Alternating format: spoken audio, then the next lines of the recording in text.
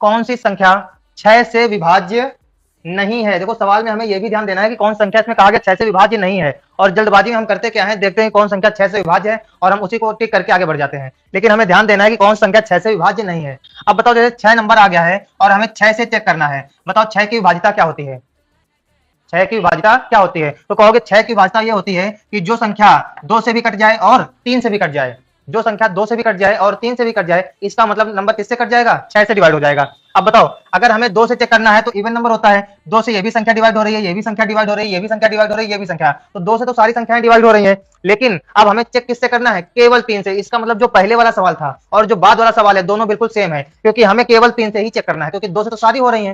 तो अब हमें केवल 3 से ही चेक करना है, और 3 का नियम क्या होता है, अभी अभी मैंने बताया है कि अंकों का योगफल 3 से डिवाइड होना चाहिए। चलो देखते हैं भाई, 3 से डिवाइड होना चाहिए। बताओ, 9 3 से डिवाइड हो जाएगा, 3 डिवाइड हो जाएगा, 2 + 1 3, ये भी संख्या डिवाइड हो जाएगी। बताओ 7 + 2 9, ये भी संख्या डिवाइड हो जाएगी। इसका मतलब ये नंबर 2 से भी डिवाइड हो गया है और 3 से भी डिवाइड हो गया, इसका मतलब ये संख्या 6 से डिवाइड हो जाएगी। लेकिन हमसे पूछा गया कि कौन सी संख्या नहीं होगी, मतलब ये हमारा ऑप्शन नहीं होगा। ध्यान देना इसमें।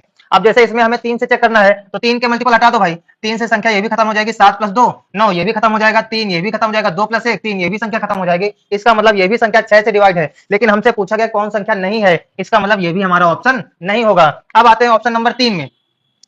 बताओ 8 + 2 कितना होता है, 10, और 10 + 10 कितना होता है, 20। कहोगे ये लिखा है 20, बताओ क्या ये संख्या 3 से कटेगी, कहोगे ये संख्या 3 से नहीं कटेगी। अगर ये संख्या 3 से नहीं कटेगी, इसका मतलब ये संख्या 6 से विभाजित नहीं है। इसका मतलब हमारा ऑप्शन कौन सा सही है, ऑप्शन नंबर सी सही है। तो हमें तीसरा किसमें है, कहोगे तीसरा तो ऑप्शन बी दिया गया है, तो हमारा कौन सा ऑप्शन आ जाएगा, कहोगे ऑप्शन नंबर बी आ जाएगा।